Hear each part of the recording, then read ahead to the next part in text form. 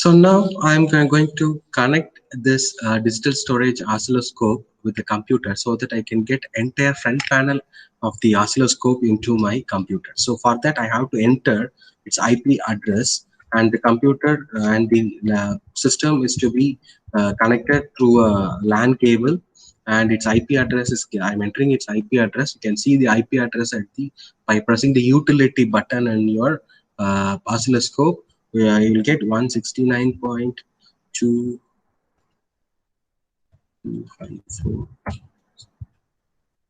So now I have got the the web page of that oscilloscope I have connected. Now I have to select the remote front panel. I'm using the remote front panel. I click here, remote front panel.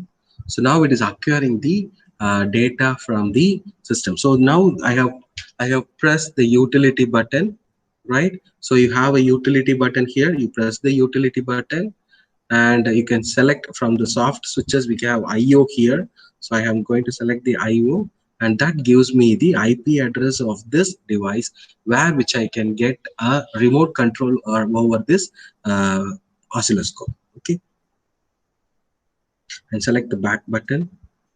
Or there it goes. Now I have given an input of an test signal to the input of the channel 1, and the channel 1 is selected. You can see this channel 1 is selected, and if I select channel 2, since I have not given any input to the channel 2, I couldn't see any signal from the channel 2, and the channel 1's measurements are seen here. So if I press the measurement button, I have pressed the measurement button. What kind of measurement, what is the source? For me, the source is the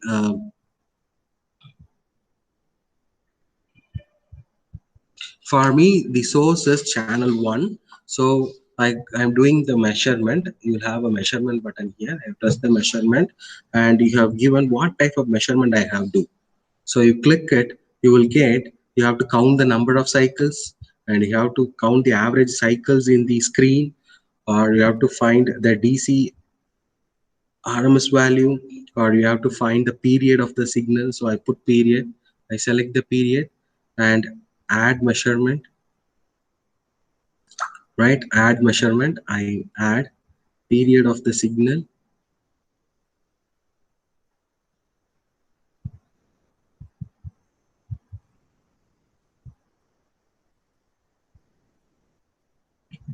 I select it. Now it measures the period of each pulses. Not only the period, we can also measure the uh, other time parameters like width of the positive, right? Positive pulse width is 500 microsecond, and we can also negative pulse width, the negative edge of the pulse, how many seconds it is. And also the other measurements what we have is duty cycle. We can measure duty cycle, right? We can display four values. It gives a 50% duty cycle. That is, it's almost have equal time period for both the positive half cycle and the negative half cycle. And also the other measurements what we have is negative duty cycle rise time. It can measure the rise time. It can measure the fall time. It can measure the delay between two signals, and it can measure the phase, and it can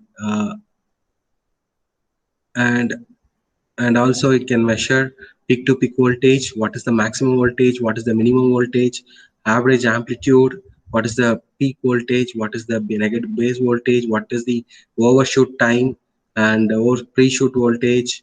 And all these relate, whatever the measurement we require with respect to electrical signal can be done with the help of this oscilloscope, and we don't have to do it manually. We can measure it by time to time. Okay, and also we can the signal is runs now. We can stop the signal, and we can analyze. So which is very difficult in doing in DSO. We can just stop the signal, and we can do the measurements. We can do the measurements with respect to the we can do measurements with respect to the measurements by freezing the signal, and then we can do measurements, and we can manually measure, and it automatically measures whatever it is required. It can do measurements. And one more thing we can do is we can do some mathematical operation. So I press the math button here.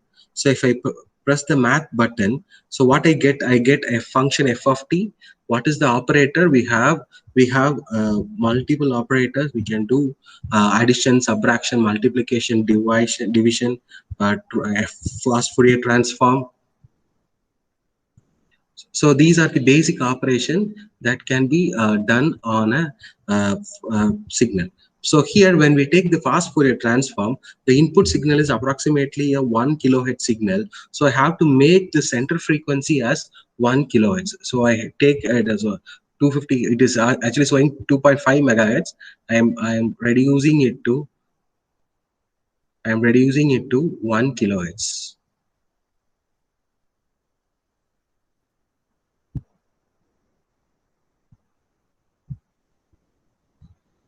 So now the center frequency is 1 kilohertz. The span shows 5 megahertz. With respect to center frequency 1 kilohertz, 5 megahertz is a bigger window. So we have to reduce the span. So now I am choosing the span and I am reducing it.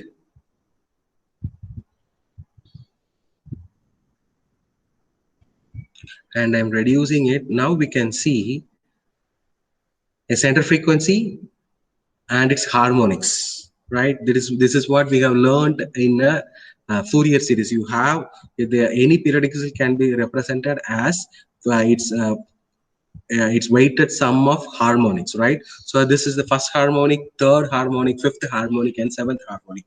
If you remember the Fourier series of a rectangular pulse, will have only odd harmonics. Even harmonics will be equal to 0. You can just reference your signals and system, where we have seen after taking Fourier transform, we can see multiple harmonics are there. So you have this one is the fundamental frequency, and this is the third harmonic, fifth harmonic, and it will goes on. We can also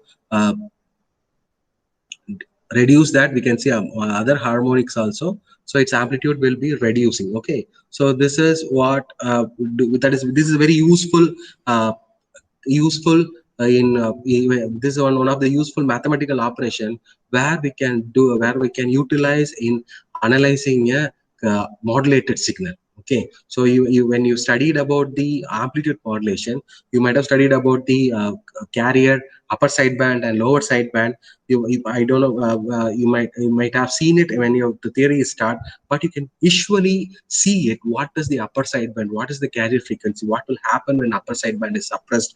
What will happen when double sidebands are carrier is suppressed? How it is created? How its spectrum will be created? These all can be visualized, and also this results can be stored.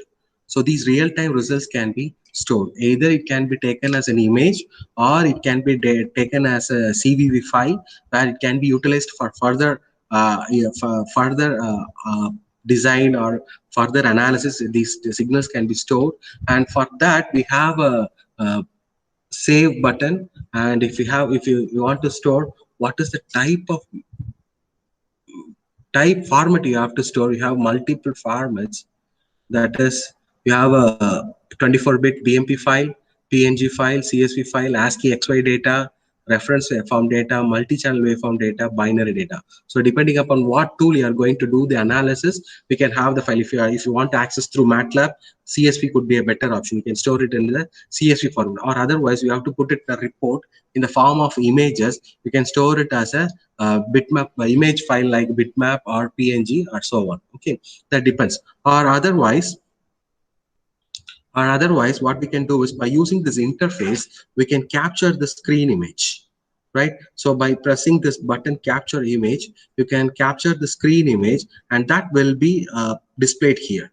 Okay, and that image, the data related to that signal is displayed here. This can be kept as a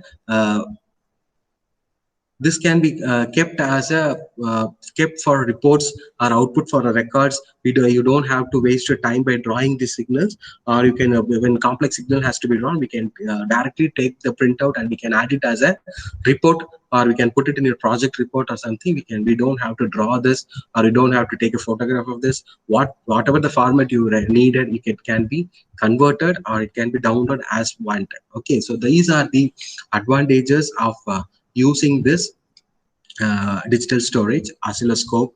And I think it will be very useful when you are learning the communication systems laboratory. You'll be able to extensively use this DSO when you come to the laboratory. Thank you, students, and all the best.